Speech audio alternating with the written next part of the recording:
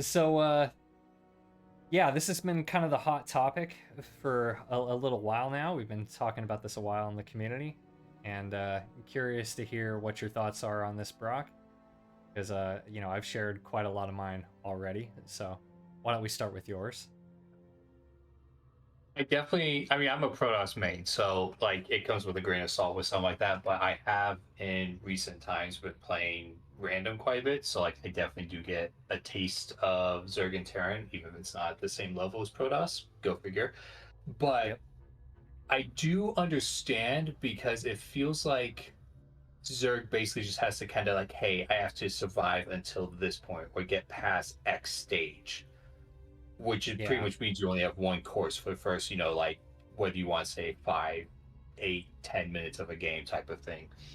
Which is, in my opinion, I always like getting to like the Hydra Viper stage, which Hydra Viper, Hydra Lurker Viper obviously are very split with the matchups, but Hmm. because it's like, oh, I always feel like the Lings are, you can't do much. Roaches, I know, kind of suck as a Protoss player, so I'm like, haha, why are you making roaches? You get to die now as a simplified version. So it's like, I definitely get that, even without being a Zerg main. Yeah. Yeah. It sort of feels like there's not really a lot of options for Zerg. Because like you were saying, like Lings are just kind of shitty in the late game. It's hard for the banelings to get connections, without a good fungal, right? Mhm. So Ling Bane is kind of, not really great in late game. It kind of it still functions, but like its efficiency drops off pretty hard. And then roaches, the story with roaches, like late game roaches are just not where you want to be, right? So that Yeah, kind of leaves you the with turn late hydras. game or roaches is just kind of painful. Yeah, yeah. And then if hydras are kind of your only option, it's like that's a little bit of a problem. You know what I mean? Because Mhm. hydras like they're not really.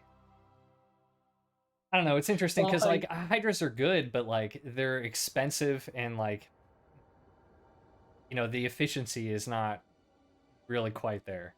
But I mean, I it will I will preface that with saying that it would, like, as a Protoss main, it's not like units don't fall off in each race, but if true. so, they definitely Like do. Like adepts, Lings definitely not have a very good place in the late late game. game. Oh no, that's a funny statement that you even suggest such a thing. And like Yeah, stalkers only work as like, remax really fast with 20 stalkers, and hopefully right. that kills them. But I mean, like, so like units always fall off. Like that's not the thing. I think it's more of Zerg doesn't really have options besides like maybe a few all-ins on hatch tech. Like even lair tech, it's like, well, hopefully I didn't take too much damage. Otherwise, this aggression is not even an option, and then I have to go to hive. I feel like Right. that's like a big part of it. It's like, cool, I have stuff in like the late game, depending on the matchup. Yeah. And there's like not Like much before that. exactly. No, I think that's a really great way to put it. Sorry, I'm trying to edit something at the same time here. Probably shouldn't be doing that. Um, Eh. yeah, no, I think like because it really comes down to like, do you have anything that you're building up to? If you're in a state where Zerg is like kind of pinned to being the reactive race, like that only makes sense if you have like a strong late game.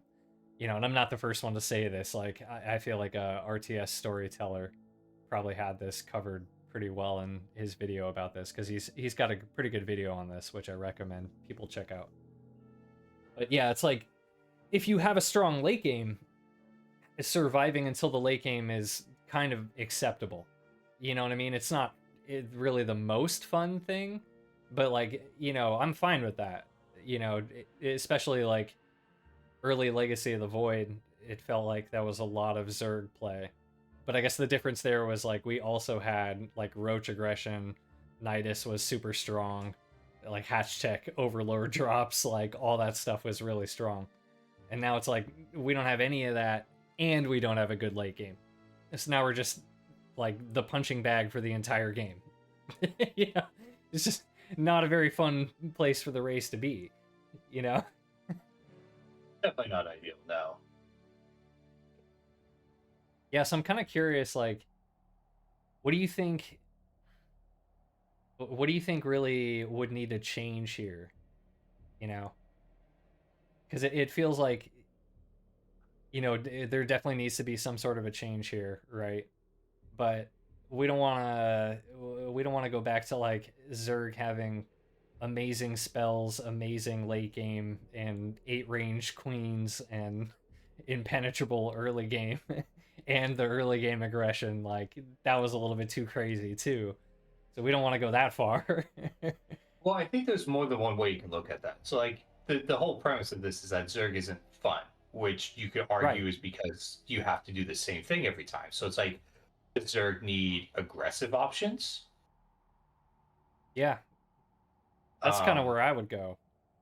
because I know, like, you talked about, I know you miss hashtag layer drops. I mean, Overlord drops. Yeah. overload Yeah. drops. So, like, I know that's a big one. So it's like, well, if it's that Zerg needs options before the late game, well, it's like, what kind of Yeah. options do you give them?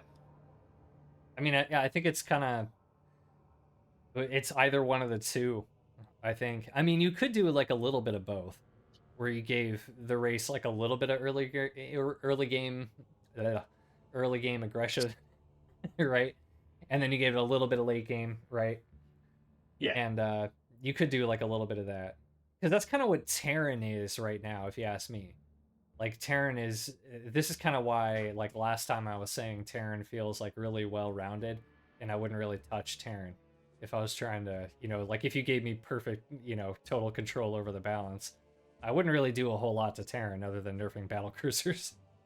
Yeah, I think Like, most people agree Terran have the most options. Yes. yeah, but I mean, like, it feels like Terran has not just like a lot of options, but like it has like a really well-rounded set of options that kind of covers all the bases that you want to cover, and it doesn't feel like it's too strong or too weak in any particular area.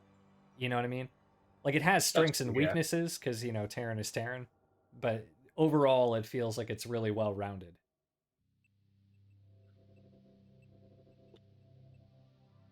Yeah, I mean, it's a good way of putting this. It's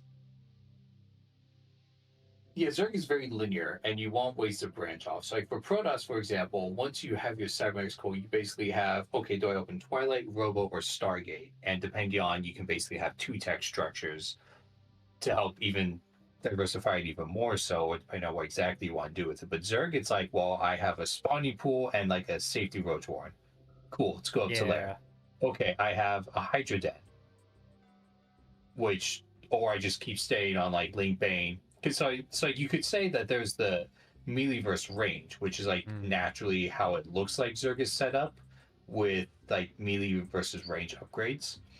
Um, but just because of how Zerg as a race works, both paths aren't always viable or only viable during certain windows. So, like in the PvZ matchup, because Blink Stalkers are so prevalent lately, Links do good, and Roaches kind of suck. Right. But so it's like, okay, so I that's basically my option, because if I go Roaches and people are doing a lot of Stalker aggression and like Blink openers, it's like, well, your Roaches just get eaten alive. So it's like I have to play Links. Yeah. So it's like you don't have the other option.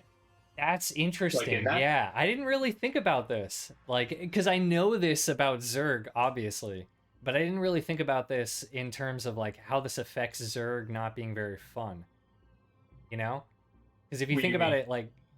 it, like what you were just saying about like how Zerg unlocks its options, like its tech options, it's just that you slap down the structure and then you have that unit, just that unit. Whereas the Hmm. other races, like you slap down a barracks, you've unlocked like what, 3, 4 units? You know? The same thing with Gateway and when you get the Cyber Core and Hmm. Robo, Stargate. Like they all unlock multiple units. But with Zerg, it's like you commit hard to one unit when you drop that tech structure. So that kind of limits like your versatility a little bit and kind of makes you a little bit more committed to whatever path you pick, and that might actually be playing a lot into Zerg just not being as fun. You know what I mean? Yeah, Yeah, I mean, I think that is basically, yeah, that's kind of the point. It's like you basically get stuck on this one path, and that's the path you're on now. Like I know as a Protoss player, like the whole thing with like Archon drops, but that was the big meta, and I really liked that style of play. And That was fun. um, but the I thing with liked that those was like, days. oh yeah, but like the thing with that was you go Archon drop, which basically forces the Zerg to not play lanes because then the Archon drop is just never dealt with. The roaches can tank enough to actually deal with the Archons, and then you basically push them into that while you're massing immortals behind it. So you can go like two robo immortals and say, ha ha ha, screw you, you have roaches, you died because you had to, type of thing. So it's like, from the pros perspective, it's almost like, how can I lock you into a tech so that I can Right. counter it preemptively? And Zerg kind of just has to do that, which I'm sure doesn't feel good as a Zerg because that kind of happens in the other matchups as well. Yeah. Yeah, I mean, it's interesting. But it's also the weird part where, because of how Zerg tech works and how their unit production is, one building unlocks it for their entire production. So you can't really give them like too much flexibility and options, because then it's just like, well, how do I deal with this? Because that's what's supposed to be Right. Zerg strength. Like in the late game, when they have their eco, they have all these tech open, and they can easily just swap once they have the bank and such. And that's what's supposed to make Zerg so strong in the late game. Yeah. Okay. Now we're really getting into it because what you're describing right there, like that's what I enjoyed the most about ZVP. Like I don't know if you remember like years ago when I like first like really felt like I figured out the matchup and it just became fun to me. Like that was because oops, sorry, pause the music. That was because like I had figured out a style that I really liked, and it was basically get some early game aggression to get a small worker lead, and then use that worker lead to unlock multiple techs that I can switch between. And then I would do like I would basically end up doing something like Ravager Ling Bane, Roach Ravager Ling Bane, or like Roach Hydra, depending on like whatever the Protoss was doing. I would adjust my unit composition to match whatever they had, right? Mhm. But because I was ahead, I had the money to be able to do that, right? But the only reason I was able to get ahead was because I got some early game damage, right? Jokes on you, Zerg can't do that anymore. Yeah, joke's on me, right? Everything I learned is now useless because Zerg aggression is no longer a thing. Yeah, kind of, yeah. Yeah, that is sort of what it feels like. I do So think yeah, that's sorry, go ahead. like, even with that, you're talking about like the Zerg getting in, gaining aggression, gaining an advantage in the early game. It's like, does Zerg even have the options of really doing that without feeling like you're going all in? Yeah. Yeah, that's kind of exactly the nature of the problem right now. Like you're not the first person to say that by any means. Like Oh, I know. I'm it, just saying that out loud. yeah, yeah, totally. No, I mean that's what we should be doing. No, I mean it's like because you kind of have to dedicate super hard to get anything. Like that really limits what you're able to do in the early game. Because yeah, like it used to be that because like we had so many different things we could do and Protoss was more vulnerable, like we were able to get some early game damage and then we would make the decision, do I go all in here and try to end it? Do I think I can end it right now? Or do I think he's going to hold? So I should probably back up and do some macro and like gain something with, spend my advantage, do something with this lead, right? But now we kind of can't really do that. Because you're kind No, of and forced that, to, yeah, go super all in if you want to get anything. because it's like with Protoss, we were kind of talking about this last week a lot with like energy overcharge and its Hmm. flexibility and versatility. But it's like, as Protoss, it's like, if I'm going against a Zerg, how, like, I shouldn't be taking damage unless I'm out of position, leave a hole in my wall, or I'm just like not paying attention. Yeah. Like And it's like in a kind of way on that you. feels really great, but also it's like, what do I have to worry about? Like until we get Yeah. like even before I go out to a third base, I'm like, cool, man, the wall. Um, yeah, I'm good. Okay, unless you're all inning me. Yeah. And I mean, like it's not that that's like necessarily is wrong.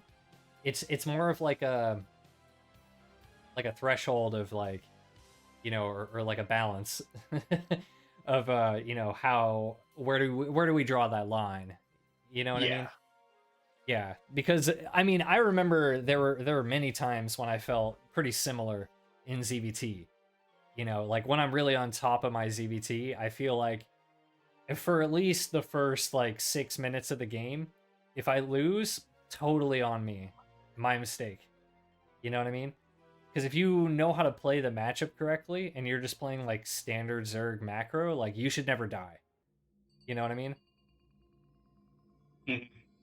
Like, and I think that's fine, really.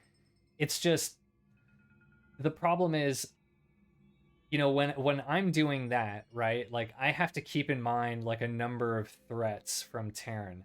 And I have to be scouting and watching for those. And then I have to prepare defenses and like sacrifice certain macro things in order to be able to defend these things, right? And yeah, it feels like with Protoss there's much less of that decision making happening, where it's a lot more autopilot.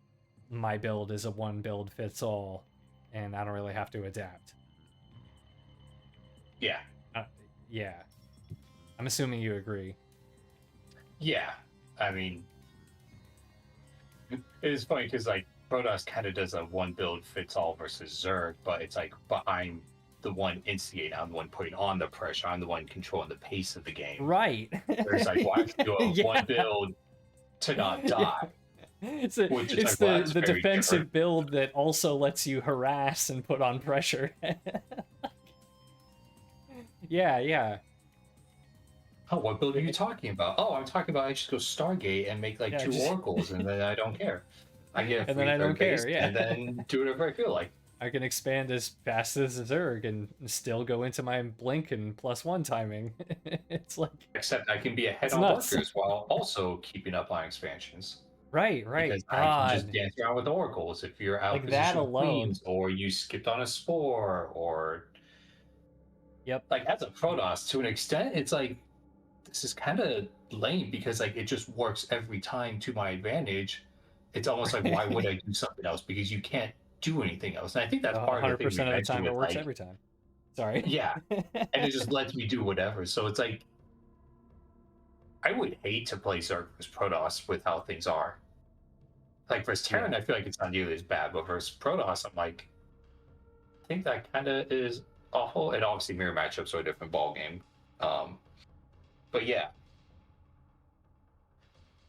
I think Yeah. that's a big part of it. I would definitely agree with that. Okay, so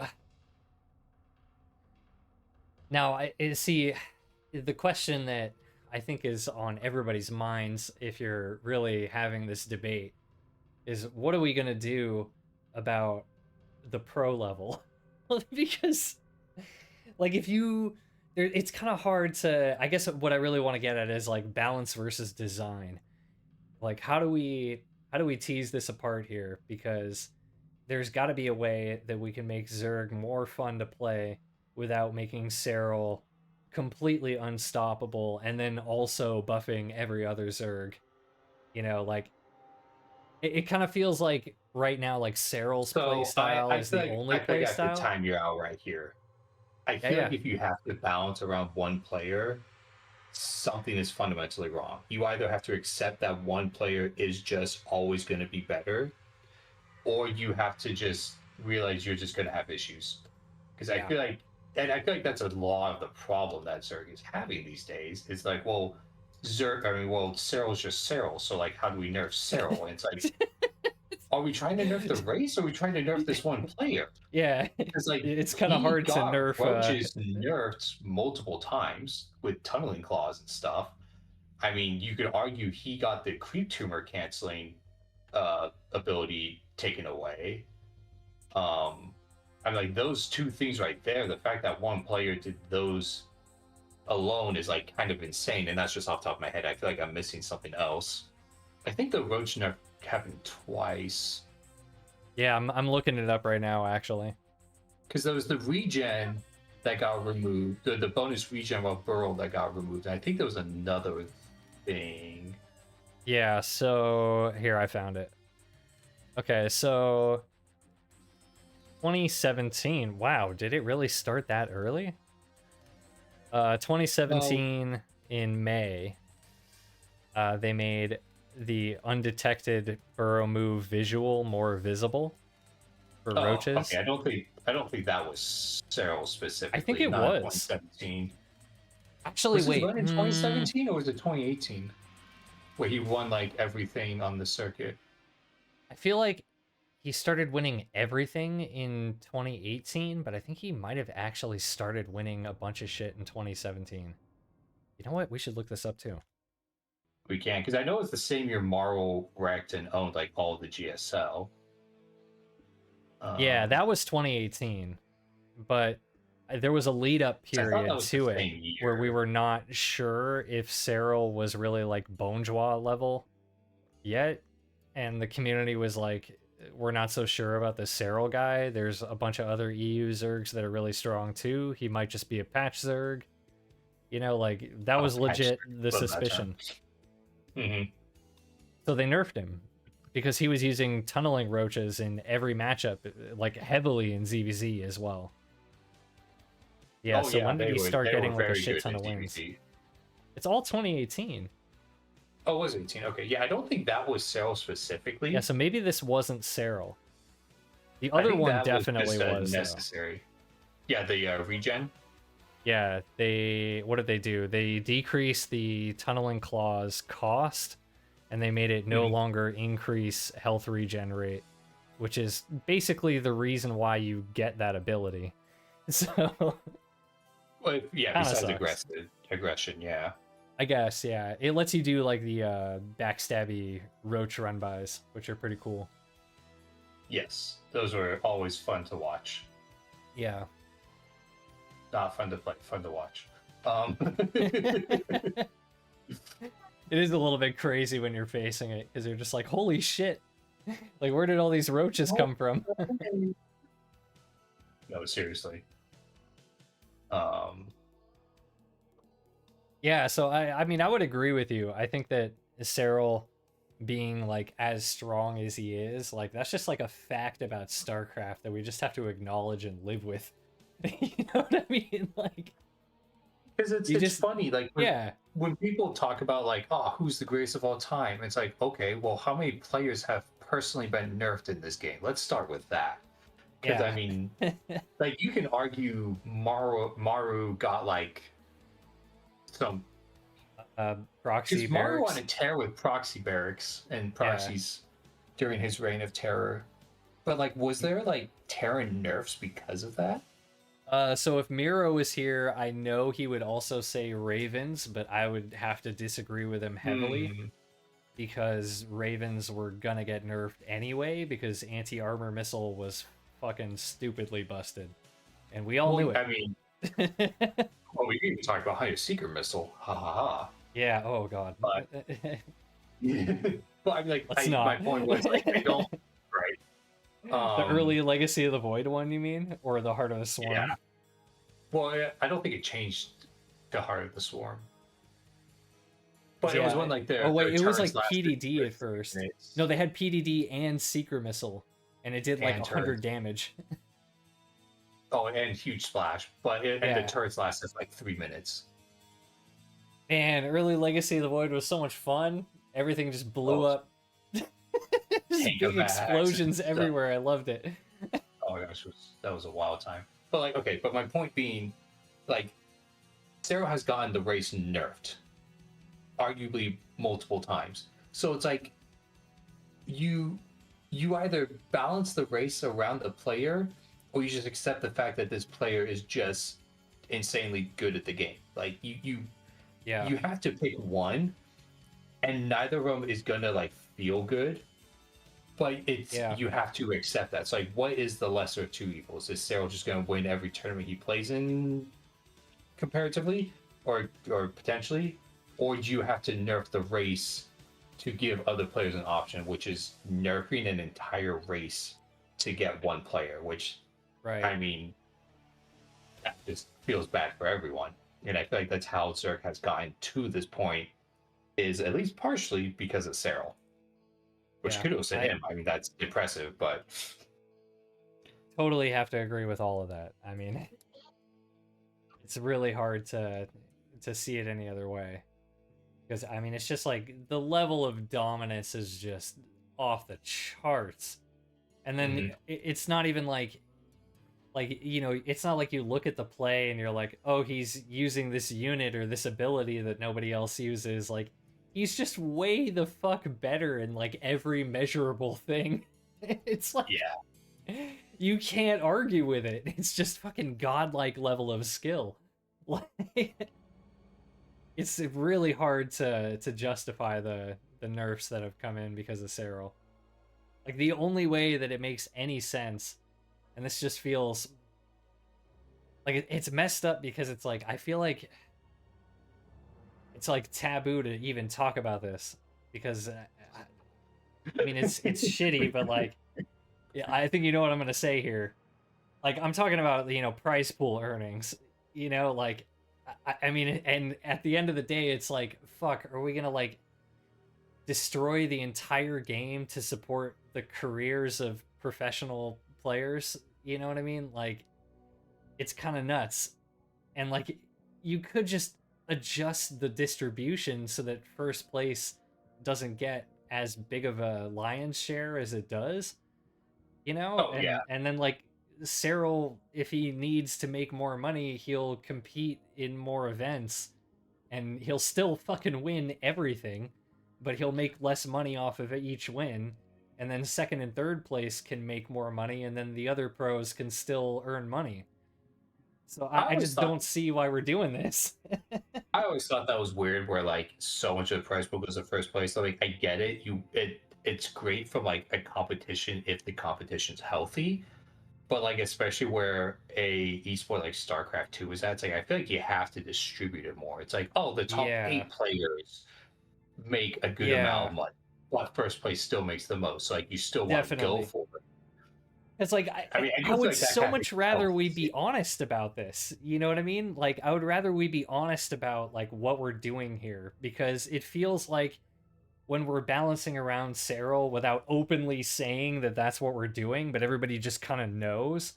It's like it allows this narrative to form of like, oh, maybe Zerg was just too strong. It's like, give me a fucking break. Like we all know what's going on here. Like if we're gonna subsidize pro player careers, like let's at least be honest about it. Like just fucking adjust the prize pool straight up. Don't like adjust the entire game's balance and ruin literally every player's enjoyment of the game just to subsidize pro player careers. Like it's insane to me. Call me crazy. No, not this, not for this.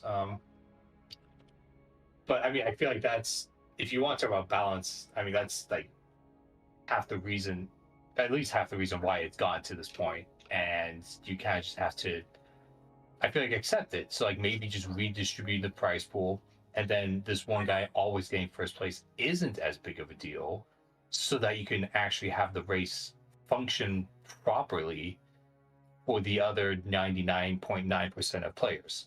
Right? Rather than the race only being balanced for the guy that literally like sets MMR records.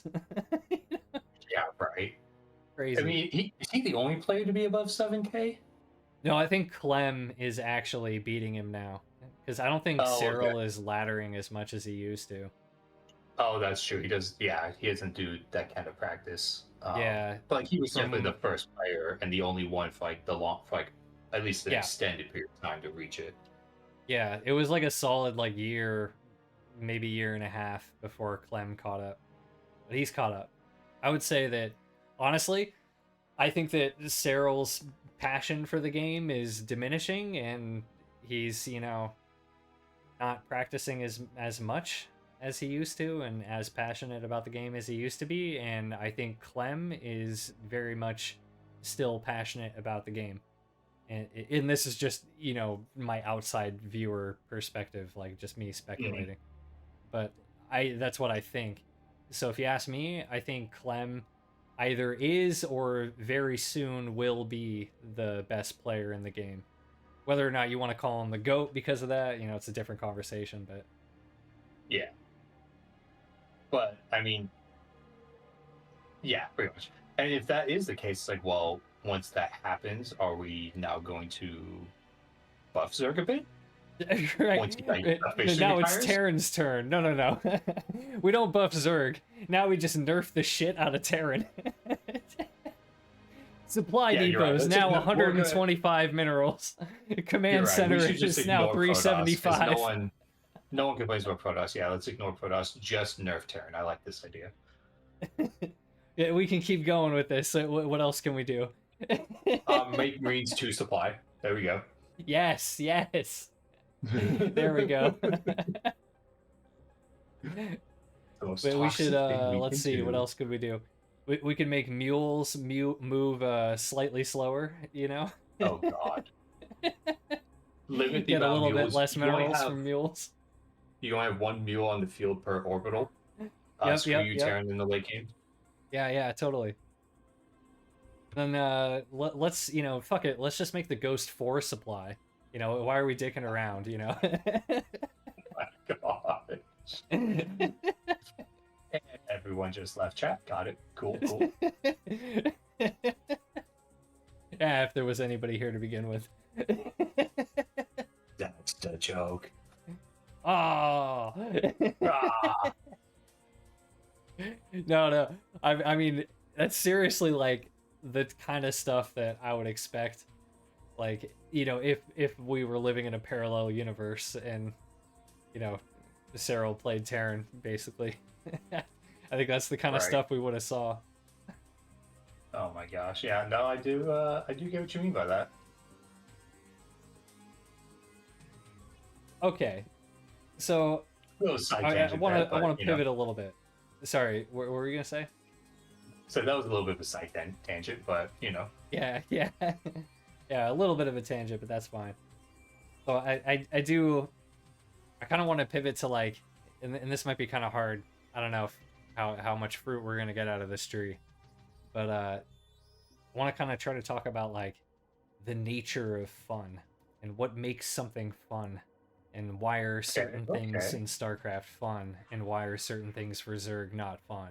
And we talked about this a little bit with like the options that Zerg has. You know, it feels kind of limited, and you know, you got to commit to an all-in if you want to get damage, and being reactive is not very fun, right?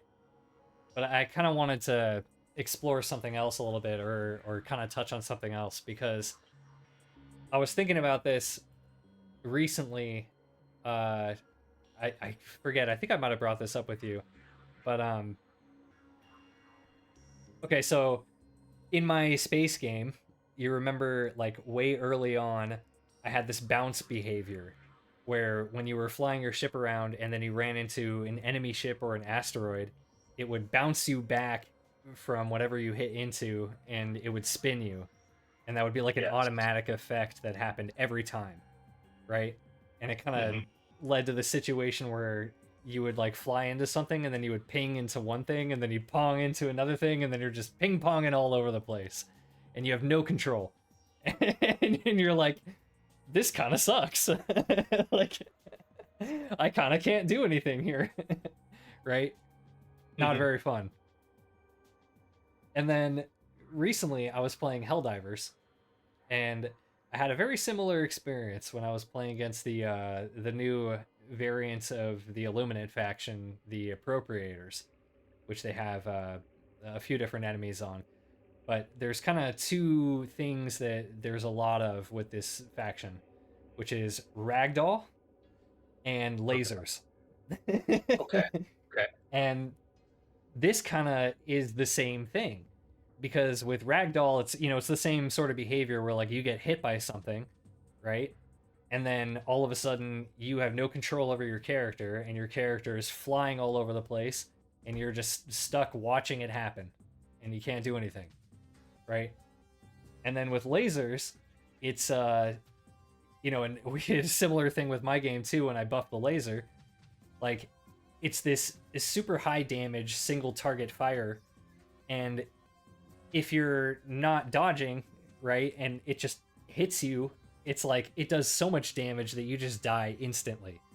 It's not like, oh wow, I'm getting hit by a laser, I gotta get out of the laser fire, right? It's like, ow, I'm dead. Right? Pretty much, And this yeah. kind of reminds me a lot about the situations that are happening with Zerg right now, because that's kind of the two main frustrations that I have when I'm playing Zerg. It feels like I either have no control and I'm just like watching things happen to me, and I can't really do anything about it because I have no options to do some sort of counterplay.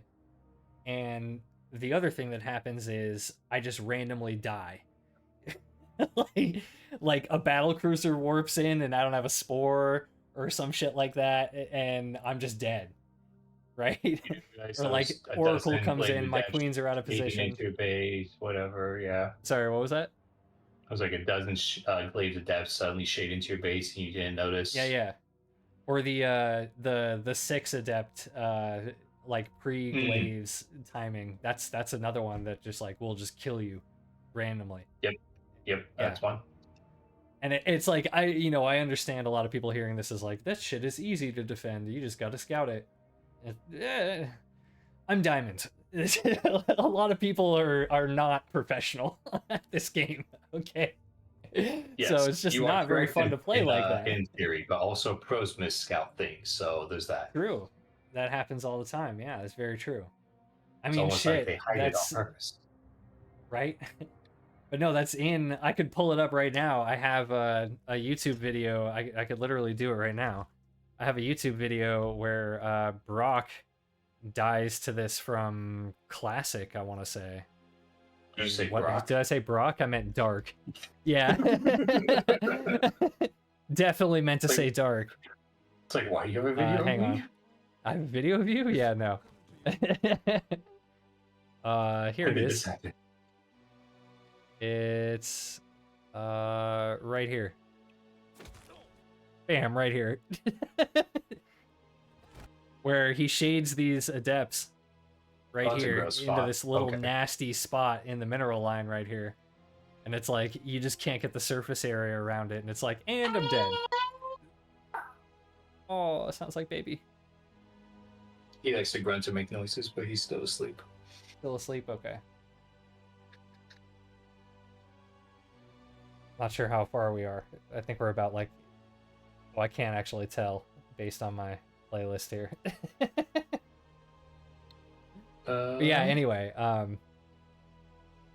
so to finish up my very long-winded point here, the nature of things being unfun is kind of interesting to think about for this, because if we're trying to tackle the issue of why is Zerg unfun, I think it's worth talking about these two things where not having counterplay and feeling like you're just watching a movie of you, like a slow death animation is the meme that people say now, right? Where it just feels like you're dying and there's nothing you can do about it. And then the other thing is, shit like this that just randomly kills you. It feels like that's just the Zerg experience right now. It's like one of those two things. Yeah, that sounds about right. I don't know if you have anything you want to branch off of with that, but it was something I wanted to bring up. I mean, personally, because like you asked the question of like what makes something fun, and personally, it's like I get enjoyment when I can do the thing that I want to do, or at least feel like I can successfully try to do the thing that I want to do. But Zerg, it's Yes, like you don't even get the option of like choosing what you want to do. Zerg is like, I have to survive to this point that is instead, which so on point. So it's like when you 100% talk agree. about like, what's fun to do, it's like, well, it's fun to actually be able to do a thing you want to do instead of being shoehorned into this one option.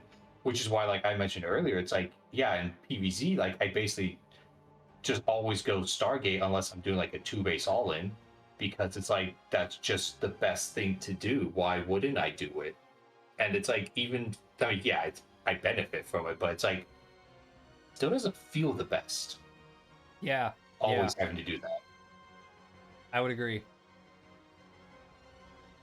I would say, similarly for Terran right now, like it's kind of weird. I mean, like they have like a lot of options in ZVT or TVZ, but Mm-hmm.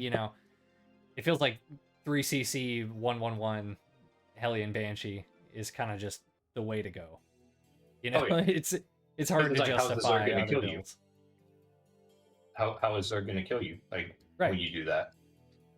Zerg's not going to be able to kill you. You're going to get a really strong economy. You know, it's going to lead into a really strong mid game, which is where Terran is the strongest. And Mm-hmm, then mm-hmm. now Terran has a pretty good late game too. So why wouldn't you do Because you want to be different. that? You want to have That's style. yeah. Exactly. No, and You I think want that's to mix it yeah. up a bit. But no, No, yeah, I think exactly. that It's like that's kind of you do that for a reason because you can and it works. So you're gonna just do it. yeah. I think that's kind of like one of the main issues that Zerg has right now. Yeah, it's like yeah, Terran and Protoss have like these really solid standard options, and this is why I keep gravitating towards Zerg needs early game aggression, because I think the game would be so much more interesting if Zerg had a couple different ways to put some pressure on in the early game, and that would make those super like macro and tech heavy openers that Protoss and Terran are doing right now a little bit less favorable. I don't want to make them not viable anymore. I think they're cool builds. I think they should still be viable, but I think that them being quite so standard is a little bit, out of whack. I think that Zerg needs like a little bit more power to punish that kind of stuff. A wee bit, yeah. They have to get like absurd with their greed before Zerg can feel like they can actually do something successfully. Yeah, Because like the and example of like the 3CC opener for Terran versus Zerg. I mean, how many times have you seen a Zerg like all in the Terran on three base with 3CC 111?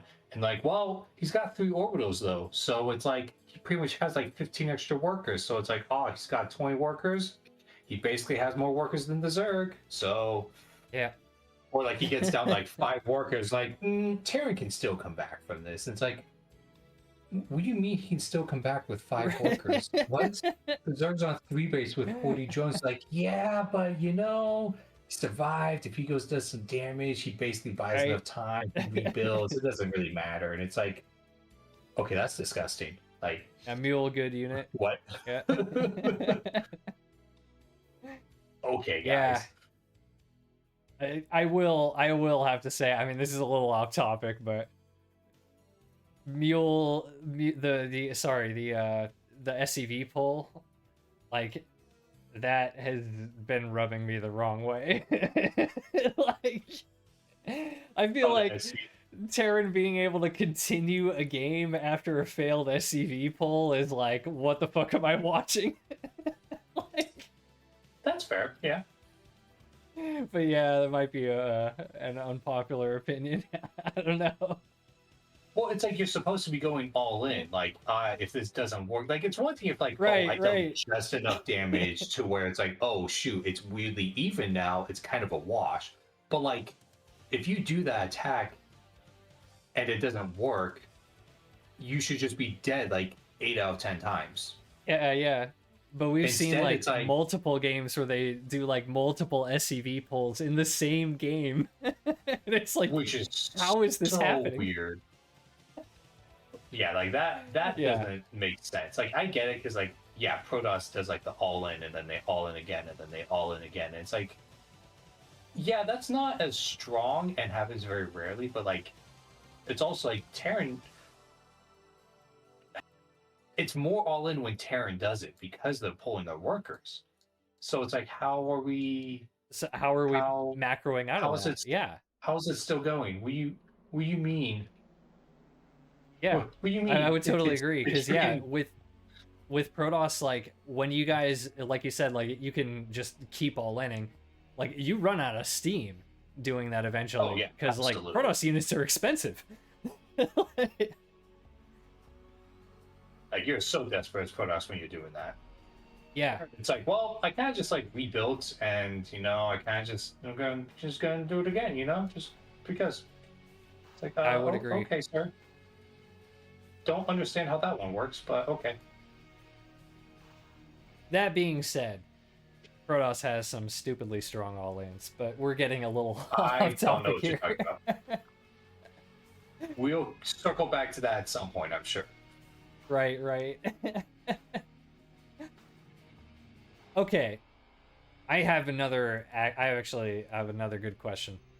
What do you Okay. think about some like some late game like the niche upgrades, which Terran has many Mm, of? You know what I mean? You know what I mean yes. right away, but I'll just explain it briefly for anybody listening and might not. It's I'm talking about like, Caduceus reactor, like the medevac thing, the you know, Neosteel, which I think they combined into something else. It's Um, Neil Steel armor or something like that, but it gives the +2 armor and expands bunker capacity. yeah, the bunker thing. Right, right. Oh, Neil Yeah, Steel plating like that, like yeah. high sec auto tracking. Like, Hmm. yeah, yeah. And then I mean, you could even throw things like Banshee hyperflight rotors into there, which used to be a niche upgrade and it's gotten buffed so many times, which I agree with. I always thought it was way too stupidly expensive, so I'm Oh, glad it it's was. actually usable now. I agree with that. Yeah. Didn't it used to cost like 200 gas or something stupid? It Like used to that be was 200, insane. 200. Yeah. God. Yeah, yeah. That was way too expensive. Yeah, I'm So when I glad wonder, that that no, stuff got buffed. geez, that's like two less banshees you're building. Right, right. Like you have time to do that when you're going Banshee. Like Oops. anyway, reason why I bring this up is what do you think about doing some of that for Zerg? Like because we've got a little bit of that starting with like Hydra Lunge and you could even call like pathogen glands and like adaptive talons, right? I would say adrenal glands fits that. Adrenal, yeah, yeah, for sure. But like, what if we went a little bit further than that? Because like, I mean, there's quite a few things like that that Zerg already has, right? But like, what if we just like finished rounding it out and we added a couple more? Maybe that would help Zerg be more fun. You know what I mean? Mhm. Like, I mean, one I of the think that things would that. help with Sorry, go ahead. options. I think that would definitely help with options in the late game of like making things more fun. That doesn't help with like the early to mid game, but yeah, it is a step. I would agree. Yeah, I think it could be good to experiment with. Yes. I kind of think it would be cool because like I mean, like I said, I think the best approach would be to give Zerg a little bit more early and late game power, and then, Hmm. come back and evaluate and see what the matchups look like. You know, because obviously, it's possible we go overboard or not too far. Who knows? Yeah. But I think that that would be a good way to do it. Something that I thought would be really cool. What if we did the campaign style mutually exclusive upgrades? So there was a choice and you had to choose between one or the other. Oh. Yeah. That would be um, cool. I don't know if people would like that option, but I do see where you're going with that. It's a little bit of a a new design concept for StarCraft that StarCraft doesn't already have. But I mean, we've introduced plenty of those before, and it already exists in campaign, so it's not that new. I don't know if it would be too crazy. And I guess I should also be clear that, I'm not talking about actually the campaign units, because that would be stupidly overpowered. Like, You don't want to bring Goliaths in and Firebats? no, no, no. I mean, I was just thinking about Raptorlings alone, or like Splitter Oh, Banelings. Like, oh, oh, gosh, yeah. yeah, Tauruscu Ultras, like Actually, I wouldn't mind having Arbiters in multiplayer. That sounds kind of cool. Arbiters. Ooh. Just, multiple motherships. No, we'll have a mothership. Yeah, What's wrong with that? yeah. I see nothing wrong with this. This is a great suggestion. What a way to be a Protoss ally, Ace. Stand Definitely up how for my you should be Protoss described. bros. Make sure you Hey, guys other get the people are fun squished stuff in too. Protoss. Yeah. Okay, no, but I do like the idea of having in upgrades like that. It's interesting because StarCraft One, because I do like to watch ASL every once in a while. When I feel like it's like, oh, it's not much good stuff to watch. Oh, ASL is fun. It's interesting how there's so many upgrades in Oh ASL for yeah. units.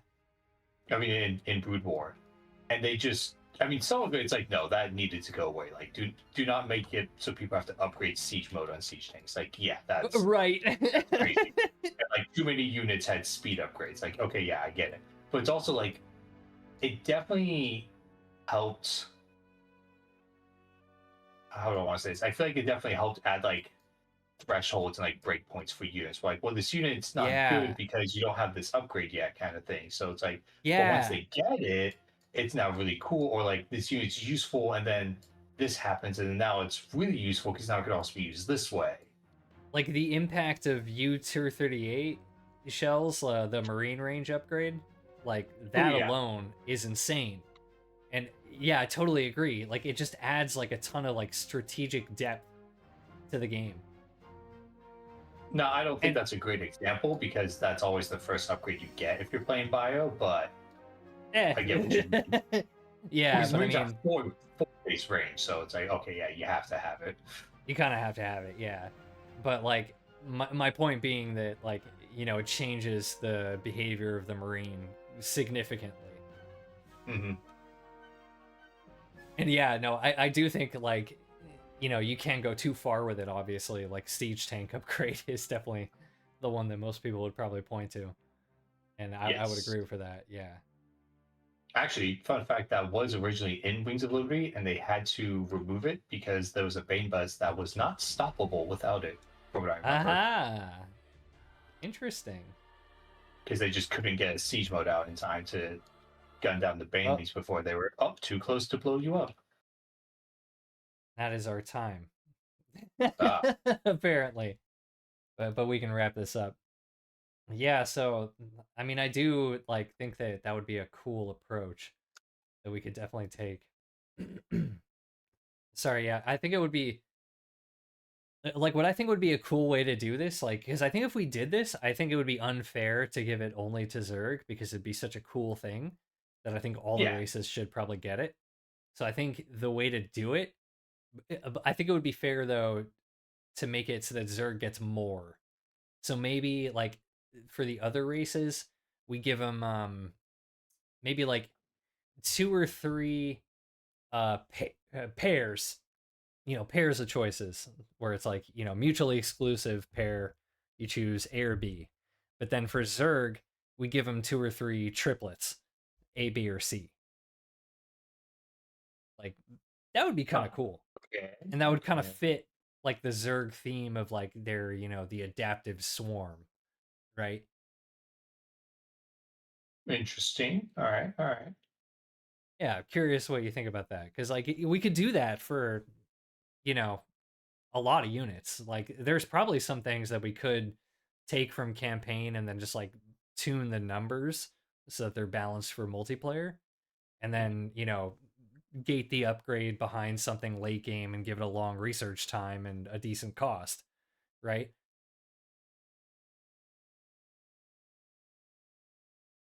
Yeah, it would be very experimental is which I mean isn't necessarily a bad thing.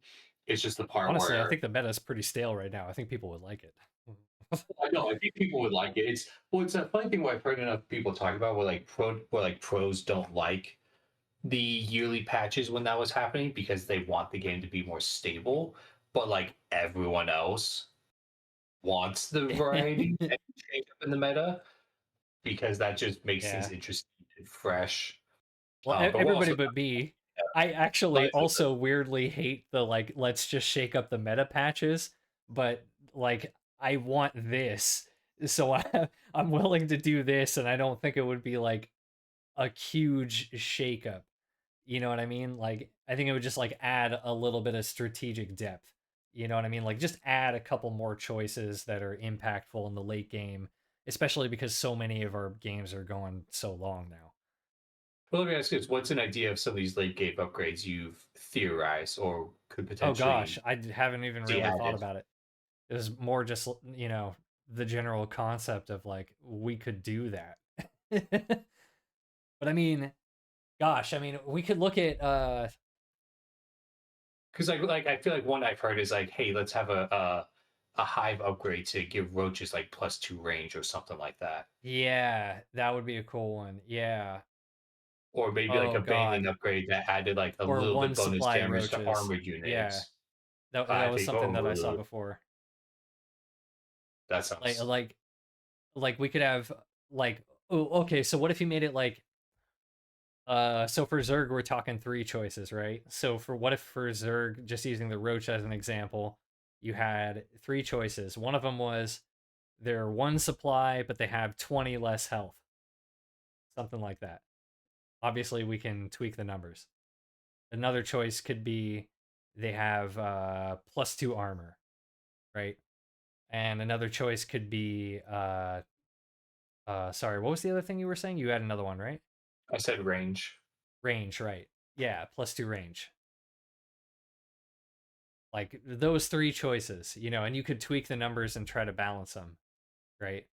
But like that would be a Mm. way that like you could, add some depth to that, right? Okay, so you're talking about three potential upgrades to choose from Yeah. for And they're this one mutually unit. exclusive. Yeah. But you're talking about like for this one unit. Okay, Yeah. Yeah, for that one unit. gotcha. And we could do that for like 2 or 3 units for each race. And then like for Terran and Protoss, like they'll have two choices for each of their units, and then Zerg gets three to fit the theme of like adaptive, reactive, and also to give Zerg some of their late game teeth back. Hmm. So I guess my question would be, why do that instead of just saying, here's this late game upgrade just for the variety? Hmm. Fair. Yeah, I guess because it would just be interesting. Like I don't know. I think it would just be an interesting mechanic. Like mutually exclusive upgrades have always been something that I thought was cool in campaign, and I'm not the only person who thought that it might be cool in multiplayer. Kind of I at mean, a that's point fair.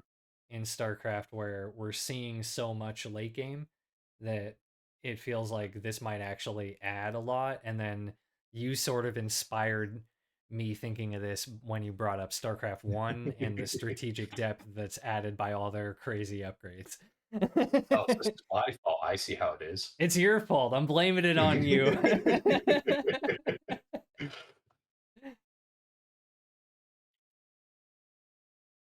I mean, Yeah, that's I don't fair. know. I think it would be cool.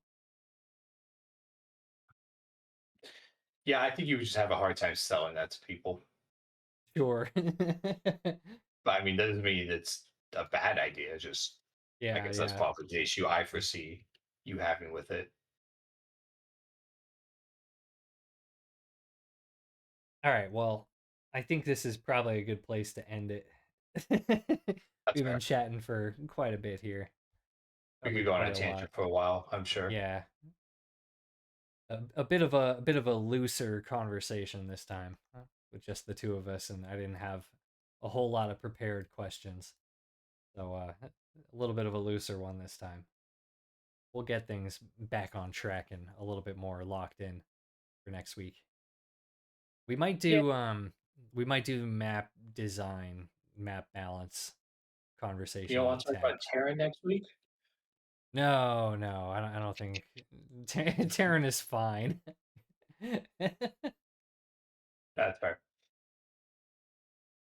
No, I just think it would be good timing actually because TLMC is happening. Oh, that's true. I did see something Yeah. about that. Yeah, Yeah, maybe we'll have Tack in as a guest next week. it'd be a good We'll idea see because I his don't know how. availability.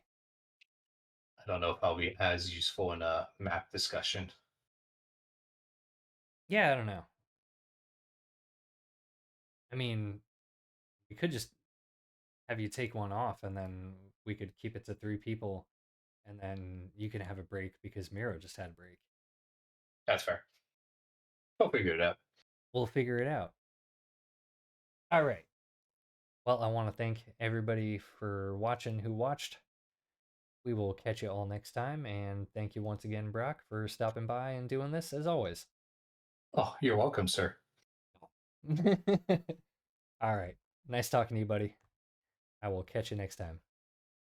Bye. Bye.